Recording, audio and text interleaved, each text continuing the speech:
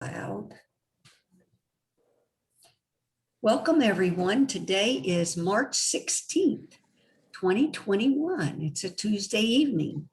There is Anne, and I'm going to change Anne's number to her name. Yes, thank you. I don't know why it does that. It's okay. It's okay. I just changed you, Anne. Welcome. Good, thank you. Thanks for Appreciate it. being here. Oh, look, here's Lynn coming in. Okay. Thank you. Hi, Lynn. Hi. Hi. Hi, sweetie. We're just about to start. Perfect timing. Okay, if y'all want to get comfortable, we'll do our welcoming in of the masters and then a prayer, and then we'll do our talk this evening, which is really about when the original 50 miracles that Jesus does in the beginning, when I thought about changing dimensions of time and space and temporal order, then I went to the miracles. Now, by the way, then each person should mute. Like Anne, will you mute? Because there's a reverb in the background. Excuse me. Hang on. Let me find myself. Great. But anyway, we're going to be discussing some of the miracles that are in the big 50 beginning miracles in the course tonight. Okay, so if you want to just get comfortable here, we want to welcome in. Thank you, everyone, for being here. Let's see, holy sons of God. Let's see, this is, you are immortal spirit, whole, pure, and innocent, all is forgiven and released. That is Dee, Edward, Rob, Lynn, Ann, Troy, Sally, Corinne, Eves, Debbie, Pam, Peter. You're each immortal spirit, whole, pure, and innocent, all is forgiven and released. Each of you are holy sons of God. All of it, you're everything. You contain everything. Nothing's left out, same as God. In our spirit, our higher Christ self.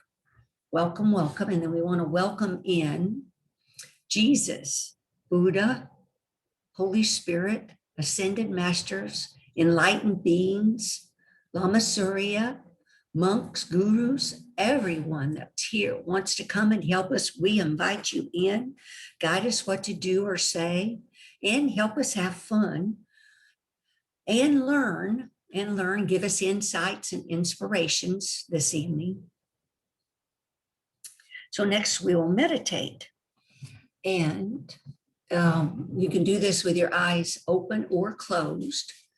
But now there in the course, Jesus has a meditation. It's in chapter 18, where he asks you to, so I'll kind of change this up tonight. He says there's an arc of golden light, and that arc is what is seems to be imprisoned within all these thoughts of separation from God. And that arc of golden light, when it's released, it expands to fill a complete circle, the vast oneness, wholeness of source. So we're going to picture in the meditation this light, once we join with it, that it's vast and it expands. But anyway, all right, so if you want to imagine this huge, or it's not imagining really, it's actually there. There's a huge sun, symbolic of God, source above your head, and it has rays that extend out. And per the course, each of you are connected to eternity with a great ray. So each of you have a column of light coming from source through the top of your head, surrounding your whole form, and in the illusion goes and secures you grounds you into the earth. And that light is so loving, so pristine, you want to join with it. But before you do, I want you to picture an altar in your mind and put on that altar the things you think you need to be happy.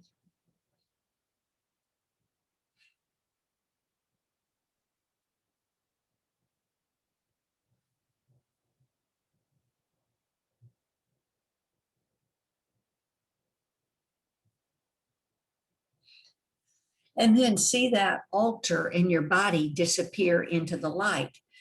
Now, with your eyes closed, just sort of elevate your eyes to look up, vertically up. That's the vertical axis. And like in that one lesson, it says, like, kind of picture taking your hand and just brush the clouds away. Those are just egoic thoughts. They're just nothing. They're so thin, a feather can't even land on them. They're just so faint. Just move those clouds away. And then you can, in your mind, just think about there's a light there, just this brilliant light. And it's really clear and invisible, but sometimes it can be colors, but that light is there. It's a shaft of light. It's above your head. Now, in holy instances, just join with that light. If your mind wanders, just bring it back to focus your attention on that light. And just, I know what Jesus says. He says, think about entering the light.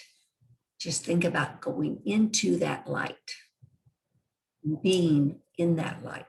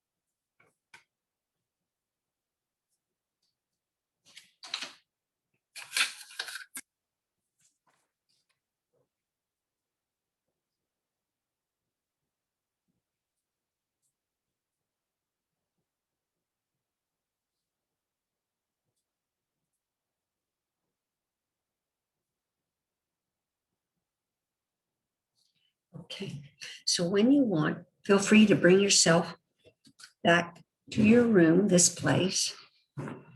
And one of the things I was going to discuss tonight is just a couple of quotes about light. So it's appropriate because we just joined with the light, which is what you are. That light is actually, soaked through and through with love. That's why I call it love light. But that is you. And it's in chapter 13 where Jesus says, child of light, you know not that the light is in you, yet you will find it through its witnesses, for having given light to them, they will return it. What he means by that, by you practicing forgiveness, you're thinking of your brother as spirit, which is also light, that they witness to that. And then that light, you think of them as light, it comes back to you. Each one you see in light brings your light closer to your awareness. Love always leads to love. And then it continues in the next paragraph. There is a light that this world cannot give, yet you can give it as it was given you. And as you give it, it shines forth to call you from the world and follow it. For this light will attract you as nothing in this world can do. And you will lay aside the world and find another. This other world is bright with love, which you have given it. And here will everything remind you of your Father and his Holy Son. Light is unlimited and spreads across this world in quiet joy. All those you brought with you will shine on you, and you will shine on them in gratitude because they brought you here. Your light will join with theirs in power so compelling that it will draw the others out of darkness as you look on them. So when you join with that light, even for just a second, that's really, really huge because you've joined with Source and all your brothers. There's not 8 billion separate bodies or separate lights. There's only one light. And that light is that shaft of light that you join with or visualize. That in that light is everything, everyone, God, the whole thing. So it's you. So if you could join with that in a second and then just think about that's everything. And that if you enter the light and join with it for just a second, that's just relax and join with that light. That's just wonderful. It's just huge. That's your real self. That's your real self.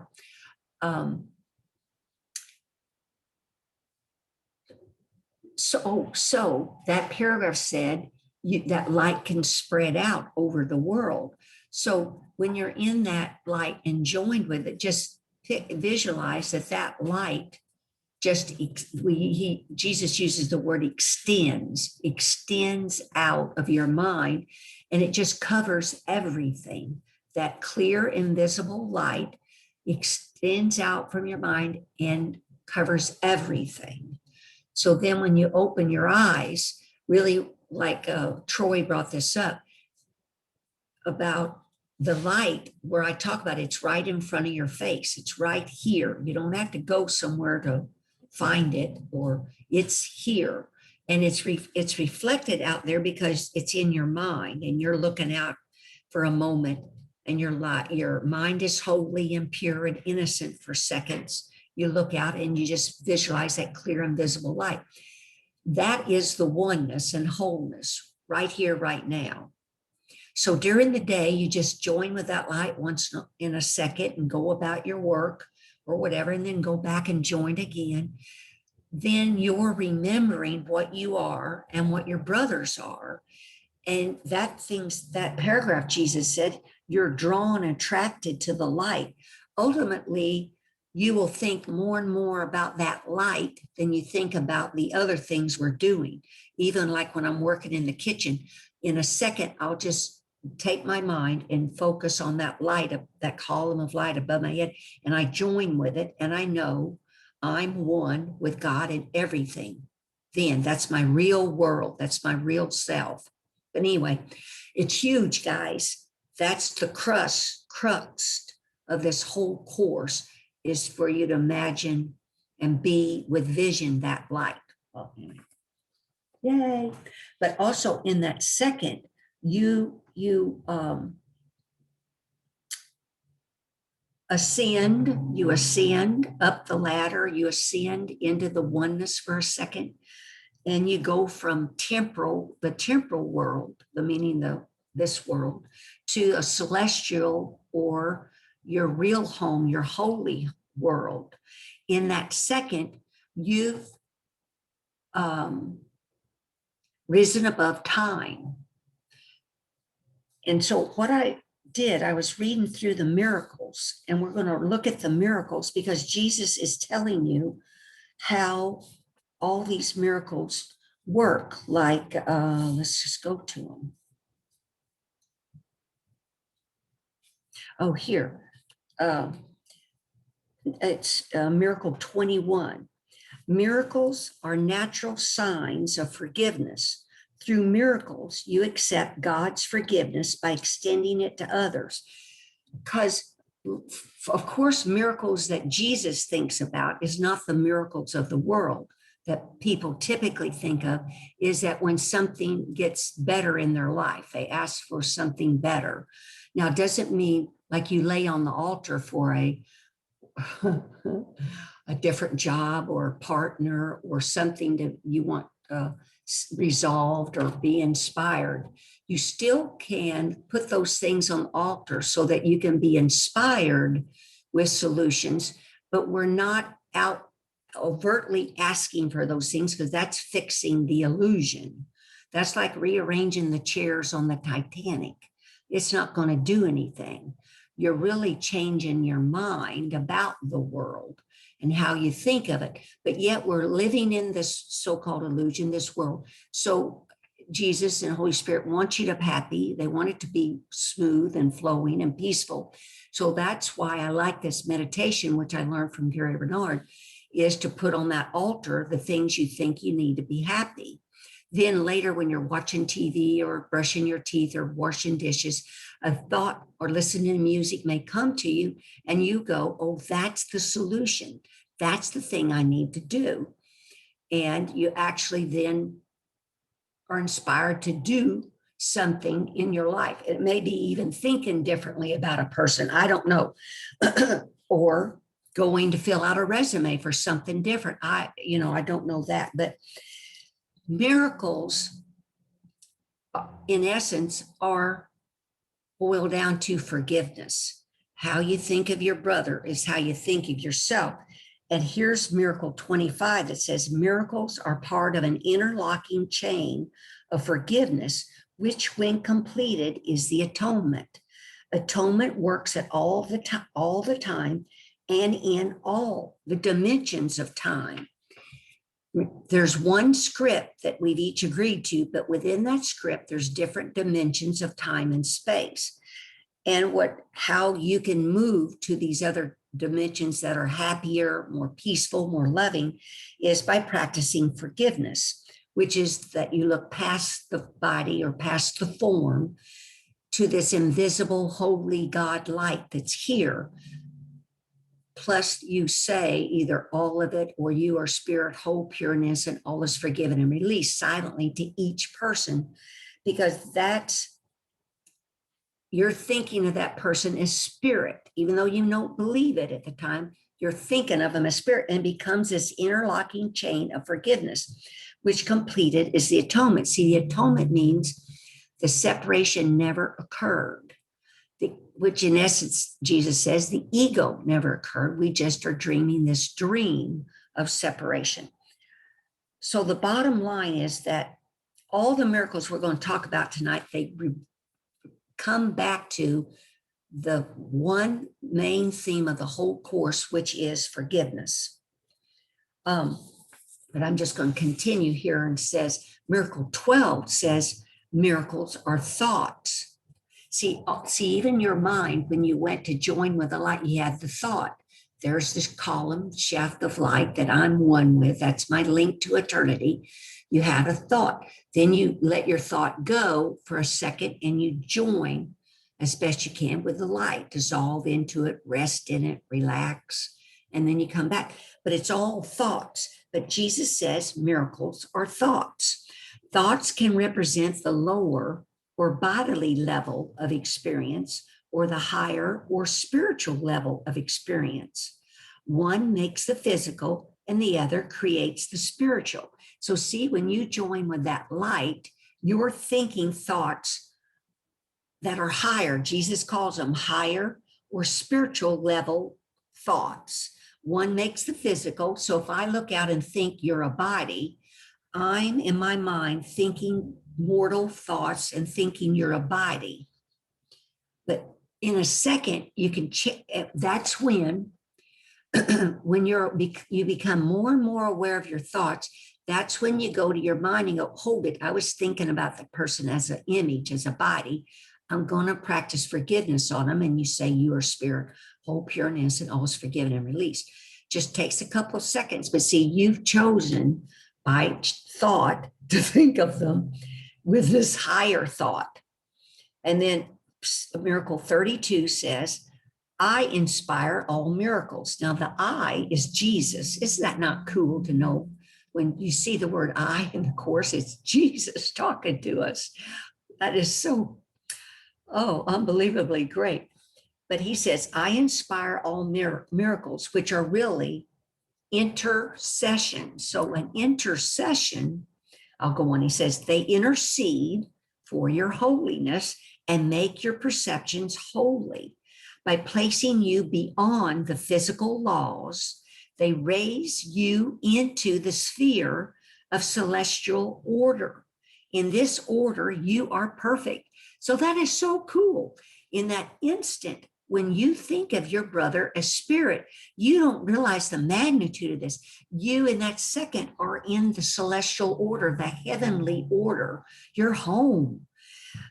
Oh, this is, you placed yourself beyond physical laws in that second. Raise yourself up into this heavenly level. He says, in this order, celestial order, you're perfect. For that second, you're holy. And whoever you're thinking about, they're holy. So in essence, in that second, it's a holy relationship. Because remember from a past talk where I found in the course where Jesus says, you come closest to yourself in a holy relationship. Because as you think of another person as holy or spirit, in if just a second you join and think of that thought in a second, that's a holy relationship. That's a joining, a union, and that's representative of your joining and union with God in heaven. That's why Jesus says you come closest to yourself in a holy relationship. Ooh, this is so what I'm wanting to stress about, these are seconds, holy instances, just a moment, a now moment that you're thinking these higher spiritual thoughts are just huge, and then when you do that, Holy Spirit can heal the unconscious guilt that's in your mind. Just the magnitude of this is just magnificent. Then here's miracle 44. The miracle, which is your thought, is an expression of an inner awareness of Christ and the acceptance of his atonement. Wow. So in that moment, when you think of your brother as spirit, as you think of him, your unconscious thinks you're that. Now, you may not think you're that, but the unconscious hears everything, knows everything. Where every thought you got, it registers it. It's in your unconscious. It's nothing is ever lost. Ideas leave not their source. So that's why we're wanting to watch our thoughts and change them to these higher spiritual thoughts. But he says an expression of your inner awareness of Christ, your Christ self. Miracle 47 says, the miracle is a learning device that lessens the need for time. It establishes an out of pattern time interval, not under the usual laws of time. In the sense, it's timeless.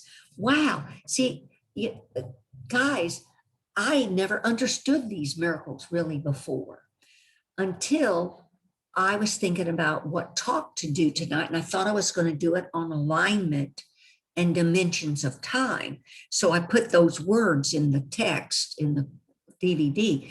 Up came all these different miracles where it's talking about change this and go to the celestial order, change time and space.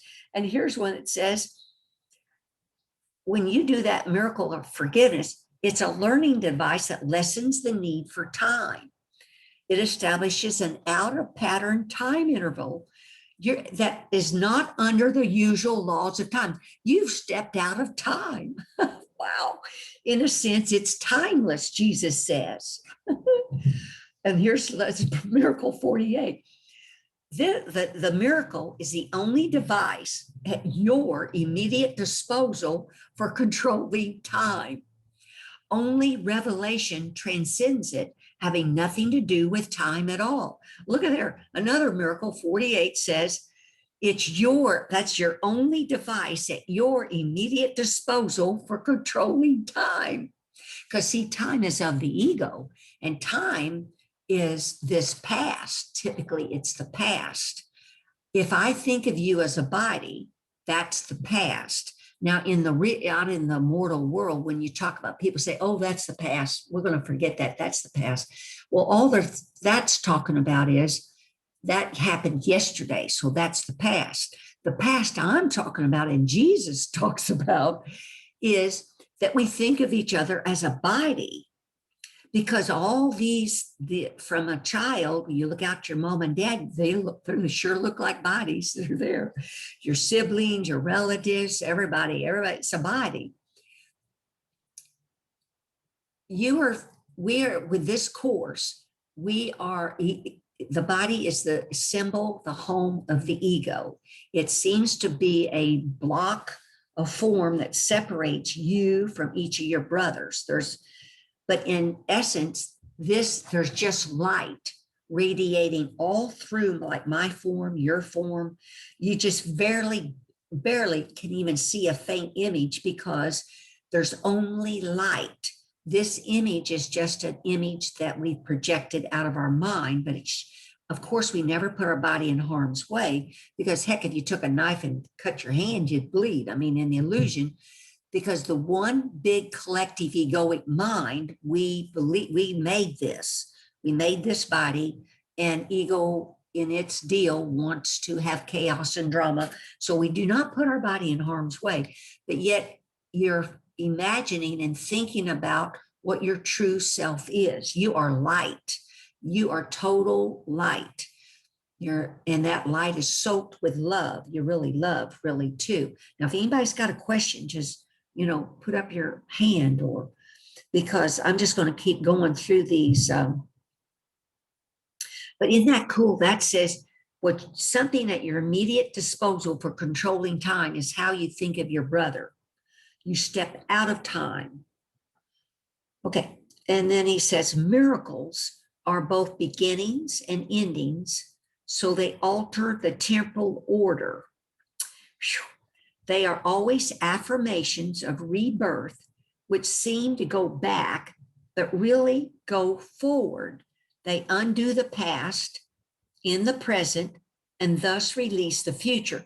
Now that one is just huge. I mean, I had to look up the word temporal because it says it's related to spiritual, pertains to the spirit or the soul. Well, temporal is of or relating to time. Temporal, it relates to time. So Jesus is saying here, you can undo right now. Time you think is past, present, and future. What Jesus is doing with the course, he's teaching you that the past, remember those lessons in the beginning say, I see only the past. Well, you see only the past because if I think of you only as a body, or I see a cup and think that cup is for real, I'm seeing the past. That's how my past thinking. But I can choose again to think of your body as spirit, this love light. And when you do that, also in that second holy instant, it's affirmations of rebirth.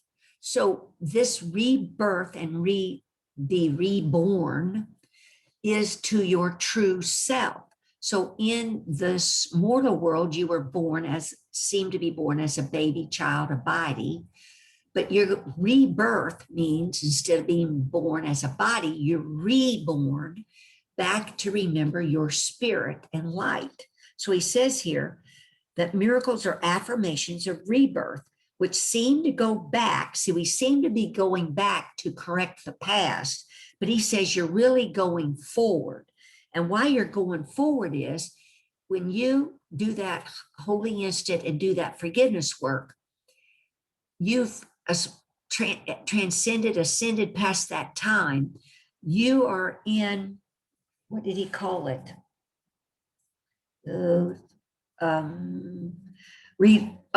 You've released yourself from the past, thinking you're a body and your brother's a body, but also you've released yourself from the future. Because if we continue to think of ourselves as a body, then that means in the future you're a body. So it's just all continuous, past, present, and future. You don't have a disconnect. You don't stop in the present moment and go, hold it. There's another way of thinking about all this. I'm going to think about myself and my brother as spirit. When you do that, you've done another huge thing. You've released yourself from the past and the future. Whoa. And you've also then changed dimensions of time. You keep doing that. Dimensions of time can change where you're in that other happier dimension. Uh, I mean, there's so much in the that I never thought about. All pertains to releasing yourself into spirit, into eternity, into timelessness for a second. Just you're doing seconds during the day. Then here's miracle 9. Miracles are a kind of exchange, like all expressions of love, which are always miraculous in the true sense. The exchange reverses the physical laws. They bring more love both to the giver and the receiver. Now look there again at number 9. He's all through these miracles, he's talking about how you're reversing all these physical laws. Whew. The magnitude of what, if you practice forgiveness, is just huge. Because remember Love Has Forgotten No One that Gary Renard wrote. And it's on the back side of that forgiveness document that I attached to the email last week. I word processed the paragraphs where Art and Purser are telling him that if people think of somebody as another, as all of it, as everything, they are doing something that very few people in history have ever done. So put yourself in that. That's so magnet, so huge. Huge. The very few have ever done in history. You are doing something so exceptional, so miraculous, so transcendent. Very few people have ever done, because people haven't realized that this is one big mind. There's one huge egoic collective mind, and there's one God mind.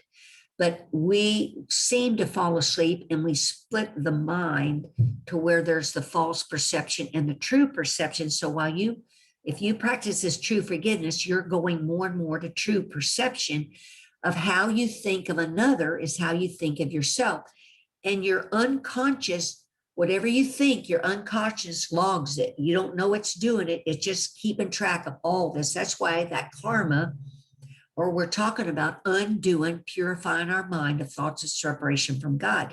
That's why you're maybe at the end of the day, you're journaling or you're reflecting back on your day, who you talked to, who you met. See, later tonight, I'll think back about each one of you, and I will practice forgiveness on you, because now I'm looking at you and I see your form. But once in a while, I'll look like at Troy and think of her as Spirit, or Debbie. Even I remember what Debbie looks like. Now, Eve's, I don't remember what she looks like, but I'll just say Eve's name, and Corinne and Peter and Brian. But the rest of you, because there's a form there, I just then practice forgiveness on you.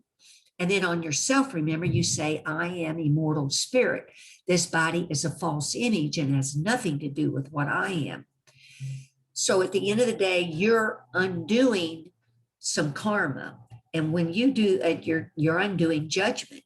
You're in a holy instant, you're practicing forgiveness. And that allows Holy Spirit to heal thousands, maybe thousands of unconscious thoughts. Because it's like a boomerang. If there's only one mind, thought, and there's just one mind, thoughts leave not their source.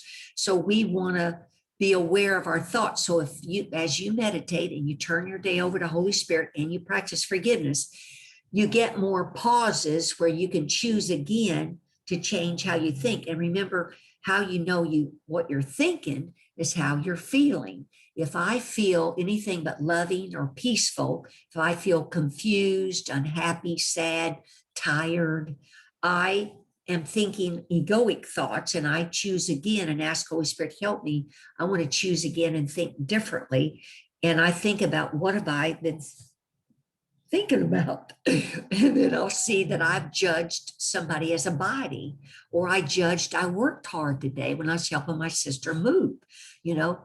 Those are thoughts that I could be tired, that, granted, though, you take deep breaths and you pause, you relax, You don't overdo things because ego wants to wear you out, and use that form more than maybe it should be used in that moment. But there's only one mind.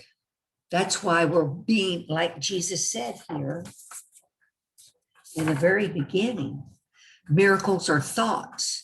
Thoughts can represent the lower or bodily level of experience or the higher or spiritual level of experience. One makes the physical, the other creates the spiritual. So it's thoughts, that we're undoing, removing them from your mind we're purifying our thoughts where we can think of just the holiness of our brother. And then let's see. Okay, then prayer is the medium of miracles. It is a means of communication of the created with the creator.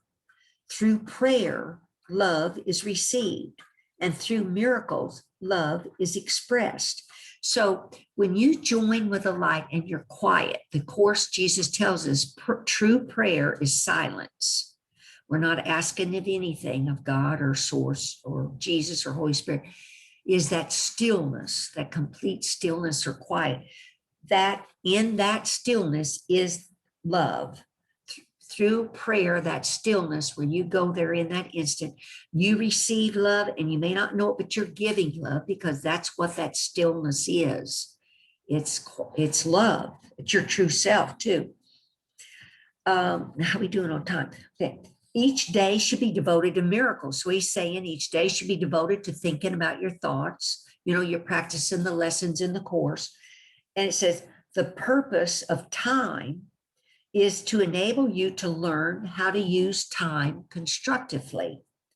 It is thus a teaching device and a means to an end. Time will cease when it's no longer useful in facilitating learning. So purpose of time is enable you to learn how to use time constructively. Well, how Jesus wants you to learn time constructively is to practice forgiveness. Remember the sticky notes, you're writing and putting them everywhere. Oh yeah, how did I think of that person? Like when I walked and saw somebody with a dog, did I think of them as spirit? And was the dog spirit? Was the tree spirit? Was the road spirit? It's everything. How do I think everything is? Can I go back? See, in Buddhism, it's called bell of mindfulness. How do you remember to go back to think about these people as holy? It's called bell of mindfulness. And Thick Thot Han, I forget, I should write down his exact spelling, that monk that's written several books about stillness and just be the peace that you are. I forget that. Sorry, I'm hurting that title. But I read that book, and the bell of mindfulness, what he talked about is he uses sound. That's why it's called a bell, B-E-L-L, of mindfulness. So you hear sounds like the tweet of a bird when you're walking, you go out in your yard or in your house.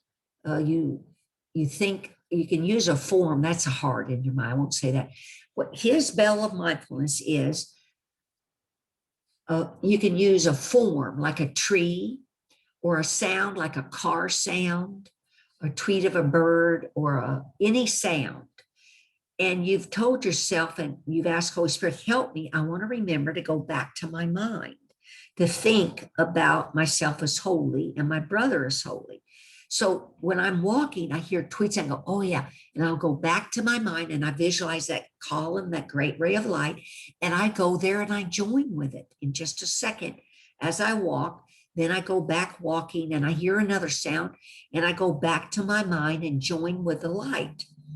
Sometimes I can stay with my light, my eyes open and see the clear, invisible God light, and know I have no head, no skull. There's just this clear, invisible, pure, holy light here, because there's only pure. You are pure and holy and innocent, which is invisible because you can't see purity. You can't see innocence.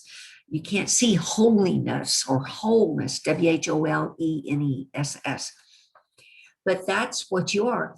So the bell of mindfulness, you want to have a sticky note somewhere to remind yourself to practice going to the shaft or column or great ray of light for a second during the day. Maybe you do it once, twice, 3 times. And then to practice forgiveness on a brother, because that's the purpose of time, to use it constructively. Because in the end, there'll be no time, because you'll be just in the present moment. You'll just be looking out from that vision, Christ's vision of this clear, invisible, holy light that you know you are, and everything is one in that light in front of you. It just what is the beingness of that. That's so. Oh, look at miracle 17. That miracles transcend the body. Oh, don't you love the transition of this? They are sudden shifts into invisibility, away from the bodily level. That's why they heal. Well, heck, what's a better description of the forgiveness that we're doing, where you think of the person as spirit? I'll read that again. That's miracle 17. Miracles transcend the body.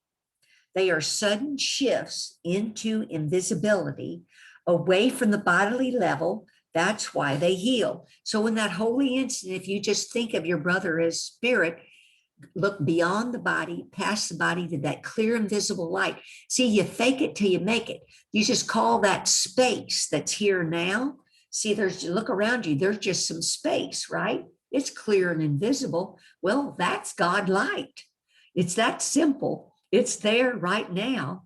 You call it space, but that's your mind. That's the holy mind. You just shifted from the bodily level to thinking about invisibility, your holiness, Christ's self. This is so cool. Now here's miracle 24. You are a miracle, capable of creating in the likeness of your creator. Everything else is your own nightmare and does not exist. Only the creations of light are real. So he says here, you are a miracle. Well, you're a miracle because you've practiced forgiveness. So you're thinking of yourself as this holy light. You're capable of creating in the likeness of your creator. Well, your creator created you in holiness, and it's a light that is invisible. So when you think of your brother as a visible light, that's you're creating. That's creating. You're not making a body, making an image. You're creating in the likeness of your creator. Everything else is a nightmare, he says, and does not exist. Only the creations of light are real. Well, gosh, guys, let's see. How are we doing? Oh, 7:47. This can be a good time to stop, because then we can continue on with more miracles next week, right? I mean, I've got and I'll email the document, because they go on and on. I've got, there's this whole page of all the miracles. Miracles honor you because you are lovable. They dispel illusions about yourself and perceive the light in you. Yeah, well, wow. By releasing your mind from the imprisonment of your illusions, they restore your sanity.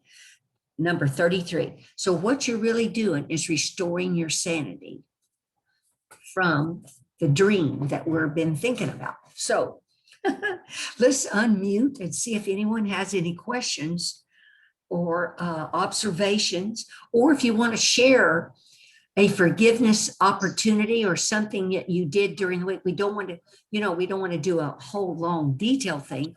Yeah, but share a forgiveness thing. Now, Rob held up his hand. So Rob, you go first.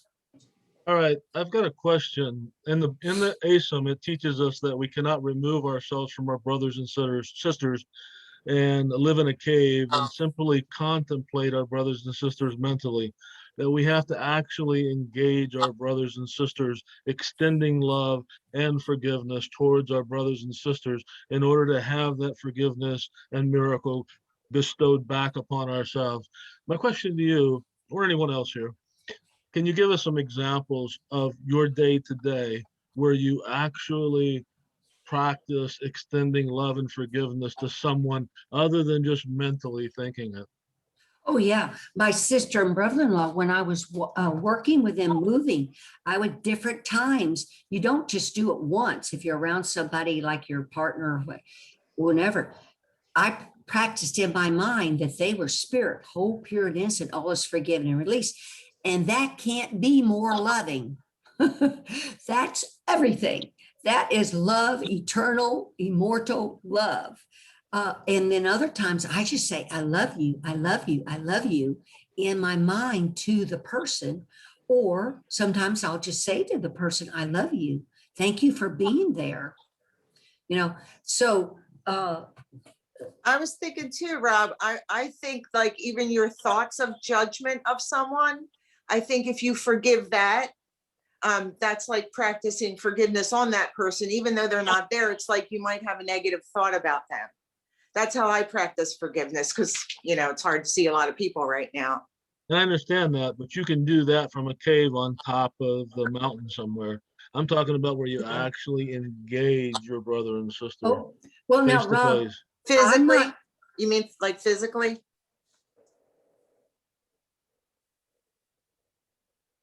you're muted, Rob. You're muted. You're muted.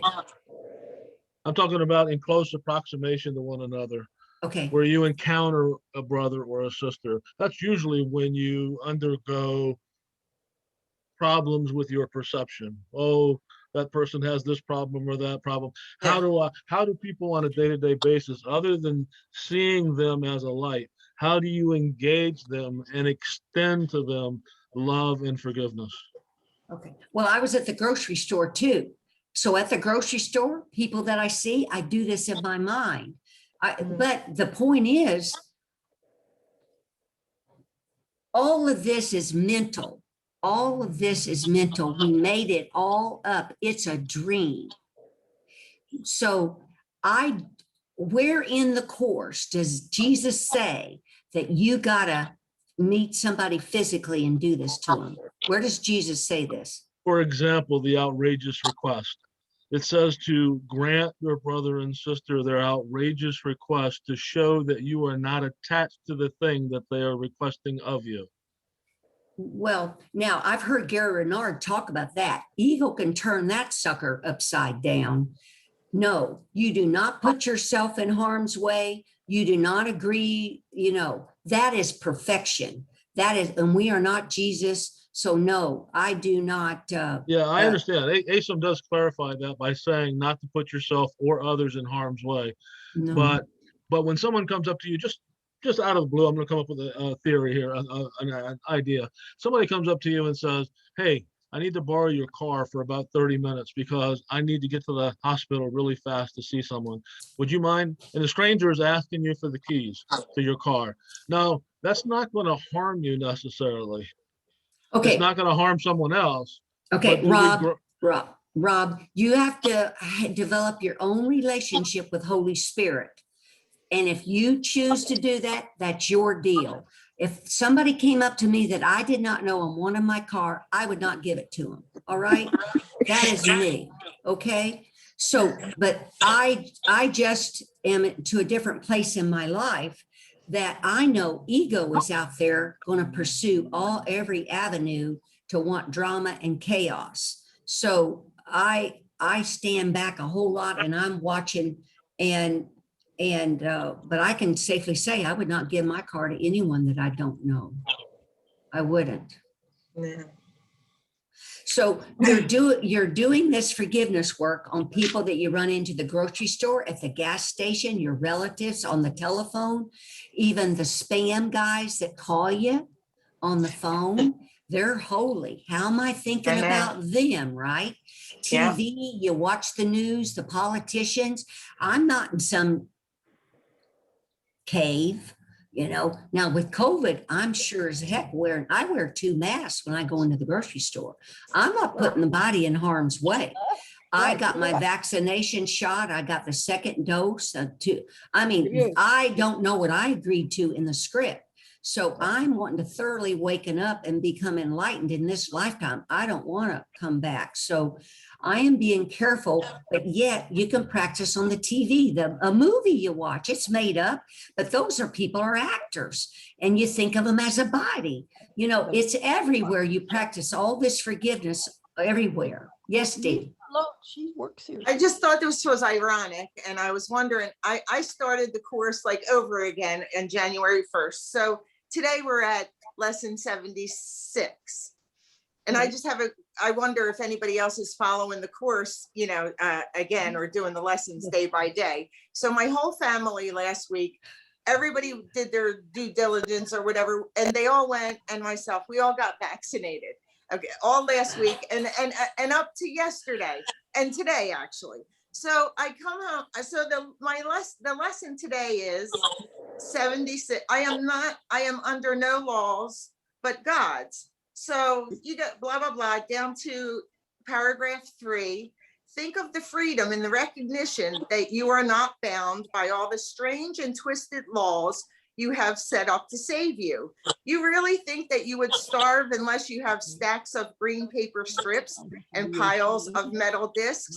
You really think if small round pellet or some fluid pushed into your veins So we talked about through this. a sharpened needle will ward off disease and death? You really think you are alone unless another body is with you? And I'm like, we all just went and got the shot. Now, somebody has got some talking in the background. Maybe Ann, will you mute yourself so we can hear Dee? So Dee, make your observation. What did you decide from that? Well, I'm just saying it was like, it's so ironic that we're all reading whoever started again in January, that we're on 76 and where everybody's getting this vaccine that it says that it's so contrary to what we just did that it made me feel so like out of, you know, into the ego and out of spirit, you know? No, that's not how to look at it. That's ego. I want you to look at it that way. No. We're inspired to not put the body in harm's way. How can you awaken from the dream if you've got COVID laying on your stomach on a ventilator and probably going to come out of that with maybe some organ issues? No. I do. I understand all that. And I did get vaccinated, but I'm saying it is in stark contrast to what I just read today in my lesson to study. It just was ironic that that was the lesson today. Oh, but there's going to be a lot of us out there that are going through the book lesson by lesson that this is happening to, and I was just wondering how anybody felt about it. Okay, well, I'm doing the lessons generally, but today I didn't because I was helping my sister move. But the point is, even as you live this life, you practice forgiveness. So when I got my vaccination shot, I practiced forgiveness on the nurse, the car that was in front of me, the men that were checking my form. All of it is a purpose of practicing forgiveness and thinking about each person as spirit. That's what we do as we live this life. So it's not, that's how you wake up from the dream. That I feel like it was like meant to be today because, you know, I don't know. The course is very funny like that, how it always seems to fit into whatever is happening. Well, and I do. ASIM itself says that medicines like the vaccine are magic. We believe in magic, and it doesn't tell us to disregard them and cause harm to the body. If we are so much believing in the magic, then we should go ahead and take that magic until we get to the point where the miracle and perception increases to the point where we no longer need the magic. But I think we all here need it right now. Yeah. Right. Well, put, Rob. Now I'll quote Gary Renard. Gary Renard was on Living A Course in Miracles, he and Cindy, and it came up, somebody asked about healing for a family member or whatever. And I think Dee wrote it down, and I was going to look it up, but I didn't. But Gary Renard said, and he says, very seldom does Jesus ever use the word compromise in A Course in Miracles, because he says it's either one way or the other. You either choose, illusion or truth. But in the healing, I think it was chapter 6, I forget, I'll look it up for next week. he uses the word compromise, which is this thing about when it comes to health, magic. If it's medicine, I still do my virtual doctor visit, but I practice forgiveness on him. And the few times I go into the waiting room, all the people that are there, when I take my vitamins, when I take my cholesterol little pill, I practice forgiveness on myself. Gary Renard says he had two friends, or knew of two pretty close people, I don't know if they were, that thought they were going to heal themselves because they had been studying the course. So they decided to not do any magic, no doctors, no nothing. And he says both of them died. So the deal is, we're not going to put ourselves in that. I'm not putting myself in that spot. I'm being inspired by Holy Spirit to live, that whatever that is, you live in the world, but not of it. We are ascending above it, but yet, like Jesus says, we don't have to put ourselves on the cross to be crucified and be stabbed with a spear and get killed and all that crap. No, he did all that to prove to us that he wasn't a body, he's a spirit. We don't need to go through these physical harm things. So, but that's up to each of you all to ask Holy Spirit what to do or say. Now, let's see. But both those people died. Gary says, so do compromise and do your medicine and your doctors, okay? If you're guided to do that. Yes, Sally. I love the whole, I fake it until you make it.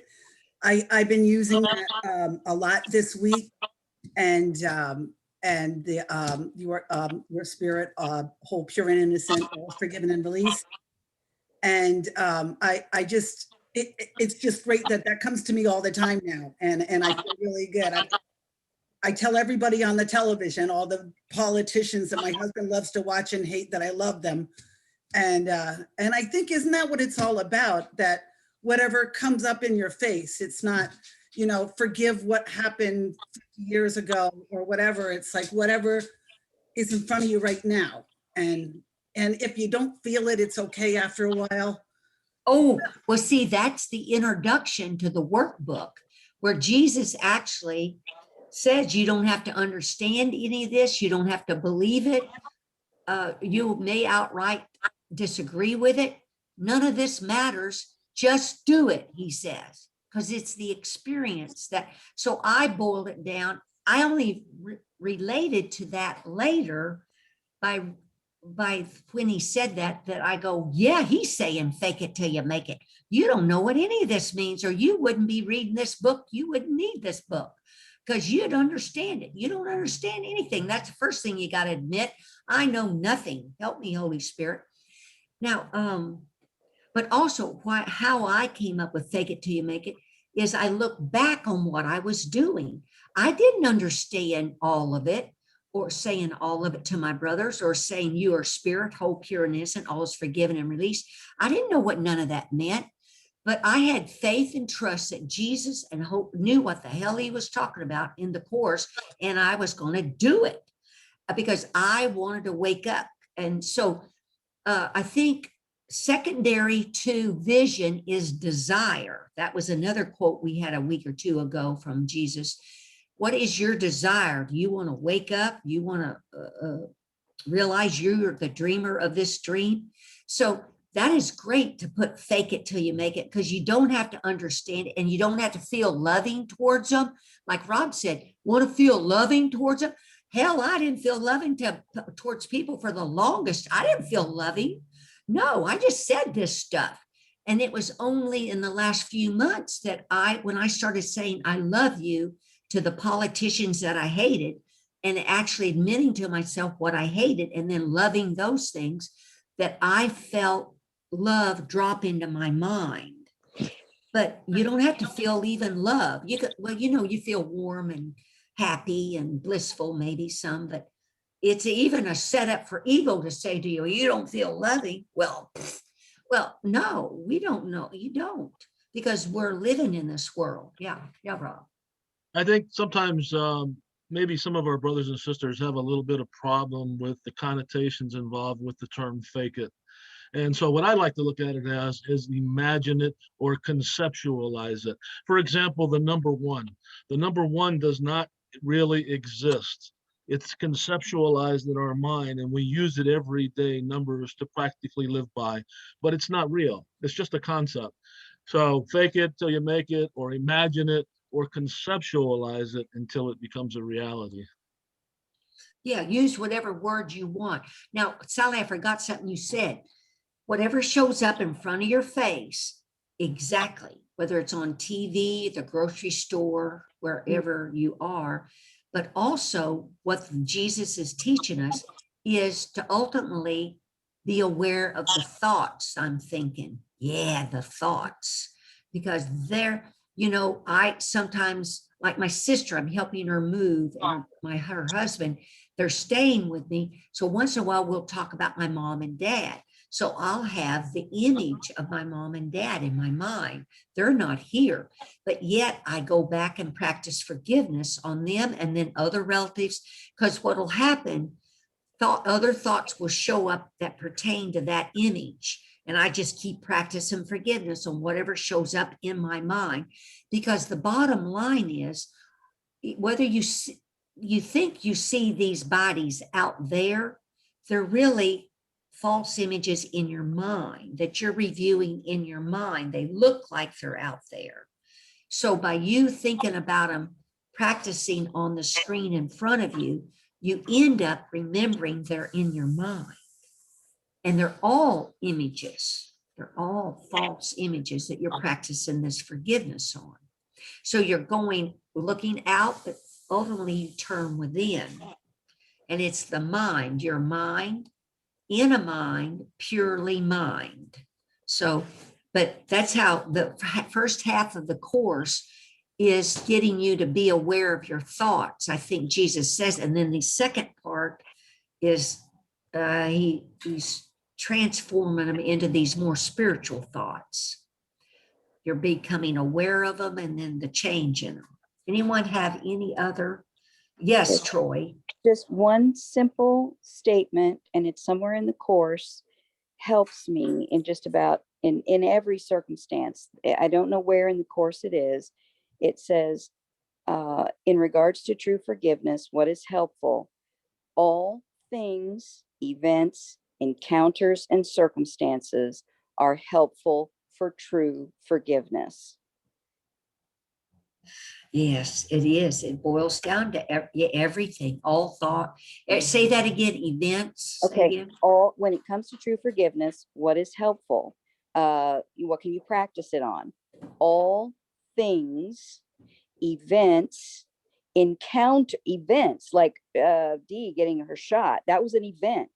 Mhm. All things, events, encounters, Mhm. and circumstances. Like I have an ongoing circumstance, a slow burn, as Gary Renard and Art and Persa would put it, for like the last 8-10 years of my life.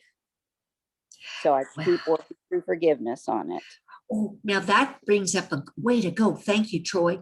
That brings up something that happened. And when Gary and Cindy Renard were on that Living A Course of Miracles, it was a question and answer period. And somebody asking, I keep practicing forgiveness on the same thing, like your slow burn. And they wonder, you remember that where, am I getting anywhere? I don't seem like I'm getting anywhere. Well, Gary Renard said that it may look like you're not getting anywhere, but each time you practice, it's really practicing on another image, an image that you don't even see that's there, is representative of other people. That one person represents so many things you're not even aware of. So it looks like nothing's happening, but you just keep practicing forgiveness on that. And then Holy Spirit can heal your unconscious guilt. So keep going on that one slow burn. You just keep going. Or the person that irritates you, or the politician, you just keep practicing. You don't give up. You just keep saying it. But again, you're not a doormat. You're not to put yourself in harm's way. You are inspired to ask Holy Spirit what ground rules, what boundaries to set up. We're not We're not doormats to any of this psychological abuse, physical abuse, none of that stuff. I think it's important too to remember that forgiveness ultimately is supposed to take us to a place where we realize forgiveness in itself is no longer necessary, because we totally incorporate that what we're forgiving doesn't really exist. So, Well, yeah, that's the end game. That's the touchdown. But yet sometimes ego says, well, you've learned enough. You don't need to practice forgiveness. Well, how you know how you feel. If you feel peaceful and loving all the time, then you've made it. You're home. You've done it. This is meantime, we're faking it till we make it. Oh, you guys are such a delight. See everybody there. Hello. Hi, Can I Ann. say Yes, something? Ann. Or is it time to go? Yeah, I've been trying to go. Well, we'll talk about it next time. That's what I've had several conversations with scammers that I wanted to share, but we Oh, can talk you about have it a- next time. Well, no, it's Okay. okay. Bring up your question and those that Okay, need to well, leave first can go one, ahead and leave. It's like, they were going to arrest me and had a warrant, and I called and said, I know you're a scam, blah, blah. And he kept denying it. Oh, no, we got a warrant for you. Well, that did not go well. Most recently, I get one, we're going to freeze your social security or something. And I called this number and I talked to this guy and I say, I know you're a scam. You ought to be ashamed. And does your mother know you're doing this? And I was really doing a bad job of guilt stuff, but he didn't deny it. He said, you're right. So then I realized, wait, I shouldn't. So then I softened and I talked to him about difficulty finding a job and this only job he could find. And then I tried to encourage him to, I said, if you can do this job, honey, I'm sure you could get another job. I mean, I know jobs are hard to get now, but I'm sure that you could maybe get another job where you're doing phone things, where you're not scamming people.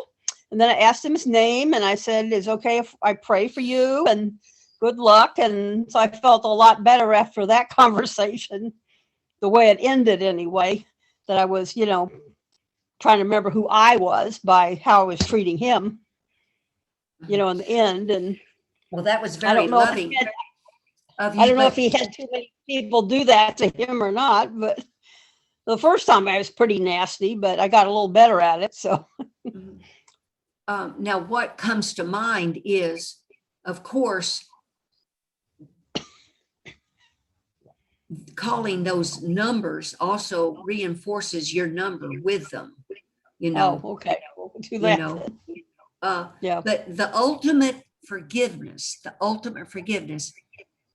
is while he's talking, to think of him as immortal spirit without thinking he has to change. oh, Because if okay. I think he has to change, that he's doing the wrong job, why Yeah. is he making this phone call?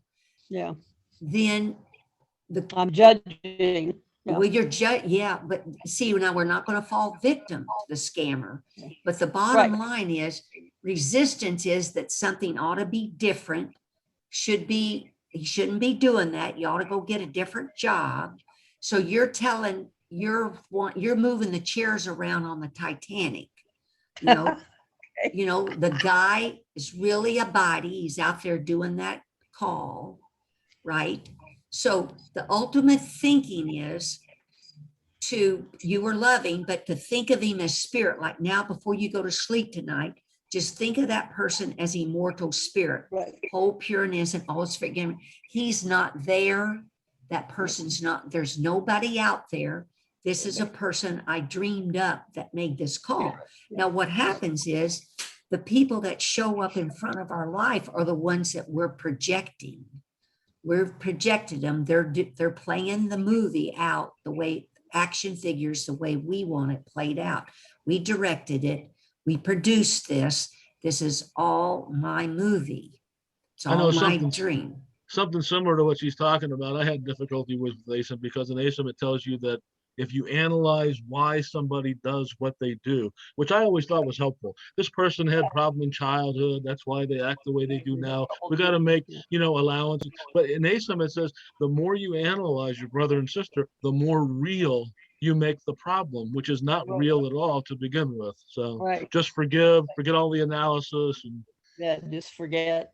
Yeah. Forgive, it- don't yeah. talk with them. Yeah. Now, except for, let's say you've got a bank account and a budget. Of course, you got a bank account and budget. Then you're being inspired and you're asking for the best financial advisor in the illusion to help you. We're not, this is all very practical because Yeah. we want to keep our finances secure. Okay. So we're not flakes or flighty, but yet you try to be an observer, like you're watching from above your head as you talk to like a financial advisor or a loved one or whomever you're visiting with, saying in third person, Ann's doing that, Glenda's doing, like Glenda's now having this, doing this talk when she's my true self is immortal spirit, the watcher, the observer, the Holy Son of God. So, but yet we still, Holy Spirit and Jesus will guide us to have a happy life and keep all, we're not, but yet you have to analyze budgets and money and what you want to spend money on. You're being inspired what to do, but you're not caught up in it. When I use the word entangled, when I start to get really entangled, thinking something is really feeling upset, then I'm in judgment and entangled versus just talking about an event or something that needs to be done in my life, like getting your car serviced. You got to service your car. These are practical things in the world, but it's how we look at them. And then when I'm there, I practice forgiveness on everybody I meet there. This is a very practical course. Hope that helps. So, Ann, you were really great to be loving, but yet you just think about them as spirit and hang up on them. Be done Right, with thank them. Thank you for the advice. We'll Yeah. do that. Well, thank you all for being here tonight. I'll send an email. Is everybody getting my emails with the recap of the or like the document of the talk and the link if you want to re-listen to this or whatever? If you're not, email me and it could be going into spam, right? Or junk. Okay. So lovely seeing everybody. Thank you. Thank you. I love you Thank you. guys. You holy people, you holy sons of God. I love that. Love you guys. Bye. Bye. Have a good day. Good week. Yep. Good month. See you next week. Bye. Bye.